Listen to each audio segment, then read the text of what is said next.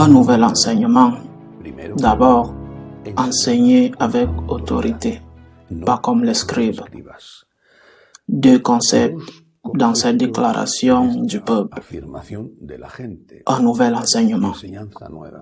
En effet, il y avait des nouveautés, mais pas des nouveautés qui détruisaient ou allaient à l'encontre de l'essentiel enseigné dans l'Ancien Testament, mais qui purifiaient des choses qui n'étaient pas essentielles et qui n'avaient pas été approuvées par Dieu, du moins d'une manière que nous pourrions appeler définitive.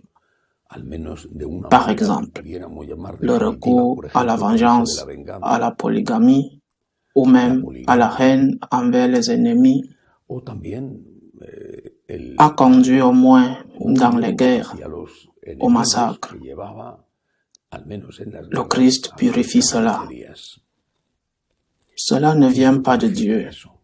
Ce n'est pas du Dieu unique, car le Dieu de l'Ancien Testament n'est pas différent du Dieu du Nouveau Testament.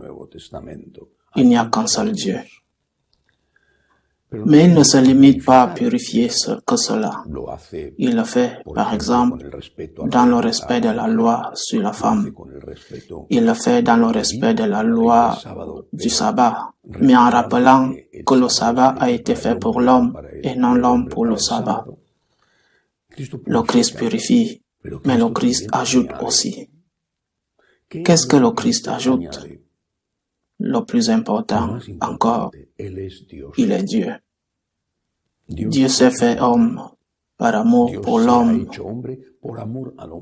Plus tard, il montrera que cet amour va jusqu'à mourir sur la croix pour l'homme. De plus, ajoute-t-il, il n'y a pas seulement le Père et le Fils, mais aussi le Saint-Esprit. C'est très intéressant dans les Actes des Apôtres que la première fois que Saint Paul arrive à Éphèse, il rencontre des chrétiens, soi-disant chrétiens. Les Actes des Apôtres parlent de 12 hommes qui avaient reçu le baptême de Jean et que Paul ne juge pas valable parce qu'ils n'avaient pas reçu le baptême dans l'Esprit, c'est-à-dire au Père, au Fils et au Saint-Esprit. Et ils les baptisent à nouveau et puis ils reçoivent le Saint-Esprit avec toutes les grâces, avec tous les dons que cela entraîne. Par conséquent, Jésus ajoute des choses, bien sûr beaucoup plus que celles que je suis en train de citer. Il ne s'agit pas maintenant de faire un résumé dogmatique. L'existence d'un Dieu unique et trinitaire, l'existence certaine de la vie éternelle, garantie par sa propre résurrection et par les résurrections qu'il a faites à diverses personnes déjà mortes. Et la miséricorde divine qui pardonne nos péchés quand nous nous repentissons. Le Seigneur est venu pour ajouter, purifier et ajouter de nouveaux enseignements. Mais aussi, ceux qui l'ont écouté à Capharnaüm disaient qu'il l'a fait avec autorité et pas comme les scribes. Parce que les scribes, la plupart des scribes, étaient des pharisiens. Ils étaient des experts en droit et ils se consacraient à méditer, à ruminer, à scruter la loi avec différentes théories. On dit que, du moins à ce moment-là, je ne sais pas si même aujourd'hui, parmi les Juifs, vaut mieux, peut-être plus, une bonne question, car une bonne question vous incite à réfléchir et peut-être à ne pas trouver les bonnes réponses, mais au moins exercer l'esprit. Les scribes tournaient et retournaient, toujours les mêmes choses. Une théorie, une autre. Au temps de Jésus, il y avait deux grandes écoles rabbiniques, celle de Hillel et celle de Gamaliel, une plus stricte et celle de Gamaliel un peu moins, mais c'était toujours la même chose. Le prophète a dit, ou dans le Deutéronome il est écrit, ou dans la Genèse il dit, ou le livre de Job affirme, ou toujours la même chose. Interprétation, opinion, mais ne jamais ajouter. Ils ne pouvaient pas. Ce qu'ils avaient reçu, ils ne pouvaient pas le toucher. Ils pouvaient l'interpréter, il y a eu des discussions. Mais ils ne pouvaient jamais le toucher, le supprimer ou ajouter quoi que ce soit. Et Jésus-Christ, d'un autre côté, ne parle pas comme ça. Il n'enseigne pas comme ça. On dit qu'il enseigne avec autorité. Il parle de lui-même comme source de l'enseignement. Non, parfois il l'a fait. Mais il ne disait pas continuellement la même chose que le prophète a dit.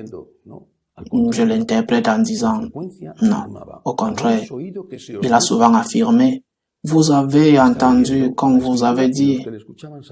Il fait allusion aux Écritures. Ceux qui l'écoutaient savaient exactement à quelle partie de l'Écriture il faisait référence. Vous avez entendu comme vous a dit, mais je vous dis. Il ajoute et change. Vous avez entendu qu'il a été dit, aimez votre prochain et détestez votre ennemi. Mais je vous le dis, aimez vos ennemis, faites du bien à ceux qui vous font du mal, à ceux qui vous persécutent. Il change, déclarant affirmativement. Il change, il n'y a pas de doute. Et pourquoi est-il en train de changer? Parce que dans un pays démocratique, dans un parlement, les lois peuvent être modifiées, parfois méchamment. Par exemple, lorsqu'une loi sur l'avortement ou l'euthanasie est adoptée, dans un parlement, les lois peuvent être modifiées tant qu'elles sont dans le cadre de la constitution de ce pays. Les lois peuvent être modifiées légalement, pas par un coup d'État. Les lois sont modifiées légalement. Il y a une majorité suffisante. Il y a une loi et maintenant une autre loi a été adoptée. C'est ce que font les chambres législatives de tous les pays démocratiques en permanence. Les lois sont modifiées parce qu'ils ont le pouvoir de modifier ces lois. Je le répète, les endroits où règne la démocratie. Jésus-Christ agit avec autorité pour changer l'Ancien Testament. Quelle autorité a-t-il? C'est ce qui surprend ceux qui l'écoutent. Quelle autorité a-t-il? Qu'il est la source de la révélation. Il peut dire que Moïse a enseigné et qu'il va enseigner autre chose. Par exemple, au sujet du divorce, Moïse vous a permis à cause de la dureté de votre cœur, dit-il, de vous séparer de vos femmes. Mais je vous le dis, celui qui divorce de sa femme et en épouse une autre commet un adultère contre la première. Il ne corrige personne d'autre que le grand législateur d'Israël, qui est Moïse, parce qu'il est au-dessus de Moïse. C'est une manifestation de sa divinité. Pas seulement sa divinité de facto, de fait, mais sa divinité dans sa propre conscience. Seul quelqu'un qui se sait supérieur à Moïse peut corriger Moïse. Mais cela ne peut être fait que par Dieu. C'est pourquoi, au Tabor, Moïse et Élie apparaîtront, le grand législateur et le premier des grands prophètes. Ils apparaîtront en lui rendant hommage, reconnaissant qu'il était au-dessus d'eux. Le Christ est Dieu. Mes paroles, dit le Seigneur, ne passeront pas. Et ses actes ne passeront pas non plus. Qu'est-ce que cela signifie? Qu'ils ont non seulement une grande audace, mais qu'ils commettent également un péché très grave. Naturellement, selon leur conscience, Dieu les jugera s'ils ont la foi. Et Dieu les jugera s'ils ne l'ont pas. Mais le Seigneur, j'ai confiance, est miséricordieux envers tous. Ceux qui disent, vous avez entendu que Christ a dit, mais je vous le dis, commettent un péché très grave. Mais qui es-tu? Tu es au-dessus du Christ. Tu es déjà plus que Dieu. Ou bien tu n'acceptes pas la divinité du Christ. Tu mets Christ au niveau d'un prophète, d'un homme, d'un sage. Un de plus parmi les centaines de grands êtres humains qui ont illuminé l'histoire. Et tu es plus que le Christ. Vous avez entendu que le Christ n'a pas mené les femmes à la dernière scène et n'a pas institué de prêtresses. Mais je vous le dis, ils osent dire, mais je vous dis que cela peut être fait. Il vous a été dit qu'on ne devait pas communier en péché mortel, mais moi je vous le dis, cela peut être fait. C'est ce qui se passe. Beaucoup ont assumé la divinité, peut-être parce qu'ils ne croient pas à la divinité. S'ils croyaient, ils trembleraient. Christ est Dieu, le Dieu fait homme.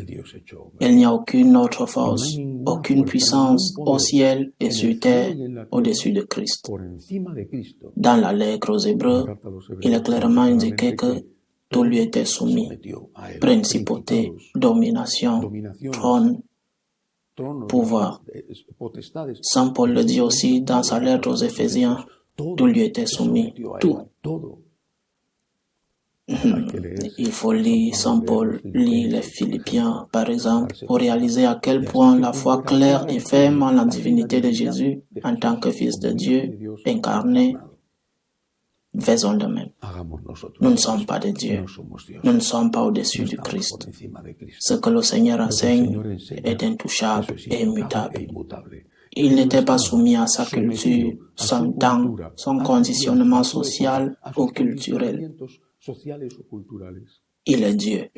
Et ses paroles ne peuvent être ni corrigées ni oubliées. Que Dieu nous aide à avoir l'humilité de reconnaître que nous sommes des hommes et non des dieux. Qu'il en soit ainsi.